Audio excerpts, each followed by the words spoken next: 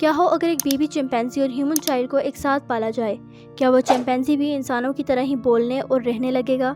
जून 1931 ऐसा ही experiment conduct किया गया फ्लोरिडा में, जहां एक साइंटिस्ट कपल लियोला और केलोग ने अपने 10 माह के बेटे डोनाल्ड और 7.5 महीने की फीमेल बेबी चिंपैंजी गोवा को साथ रखा। उन दोनों को बहन भाइयों की तरह ट्रीट किया जाता।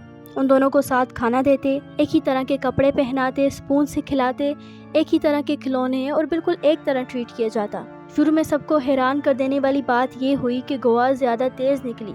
उसने डोनाल्ड से पहले ही चीज़ें सीखना स्टार्ट कर दी, जैसे डोर्स खोलना, स्पून यूज़ करना और इंस्ट्रक्शन समझना। लेकिन एक चीज़ गोवा कभी न सीख सकी और वो था बोलना। डोनाल्ड धीरे धीरे वर्ड स्टार्ट कर रहा था, मगर गोवा सिर्फ अपनी चिंपैंजी वाली आवाज़ें निकालती थी। डोनाल्ड की स्पीच भी उस तरह डेवलप नहीं हो पा रही थी।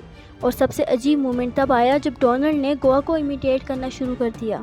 मतलब वो इंसानों की लैंग्वेज सीखने के बजाय चिंपैंजीज जैसी आवाज़ें निकालने लगा और गोवा की तरह शोर करता और बिल्कुल एनिमल्स की तरह बिहेव करने लगा। और इस वजह से 28 मार्च 1932, 9 महीने बाद, इस एक्सपेरिमेंट को रोकना पड़ा। गोवा को वापस प्राइमेट सेंटर फ्लोरिडा में भेज दिया गया और इस एक्सपेरिमेंट के 1 साल से भी कम अरसे में 21 दिसंबर 1932 को गोवा की निमोनिया से डेथ हो गई।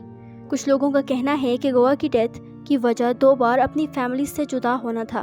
पहली बार जब उसे ज़बरदस्ती अपनी चिंपैंजी मदर से अलहदा किया और दूसरी दफ़ा जब उसे लविंग फैमिली डोनाल्ड से अलहदा किया। दूसरी तरफ डोनाल्ड ने एक्सपेरिमेंट के बाद अपनी नॉर्मल ज़िंदगी गुजारी। वो बड़ा हुआ, स्कूल गया और डॉक्टर बना, लेकिन बचपन में किया गया वो एक्सपेरिमेंट उस पर काफ़ी गहरा असर छोड़ गया था। 1960s में सिर्फ 43 साल की एज में डोनाल्ड ने अपनी जान खुद ले ली। यानी जहां गोवा का सफ़र एक्सपेरिमेंट के कुछ ही अरसे बाद ख़त्म हो गया था, वहां डोनाल्ड की ज़िंदगी भी लंबी ना चल सकी। इस एक्सपेरिमेंट को आज तक अनएथिकल समझा जाता है। डोनाल्ड की मेंटल डेवलपमेंट को रिस्क में डाला गया और गोवा को अपनी नेचुरल एनवायरनमेंट से अलग कर इंसानों की तरह पाला गया। नतीजा यह निकला कि दोनों की जिंदगियां तबाह हुई। आपका एक्सपेरिमेंट के बारे में क्या ख्याल है? क्या आपकी नज़र में ये एक्सपेरिमेंट अनएथिकल है?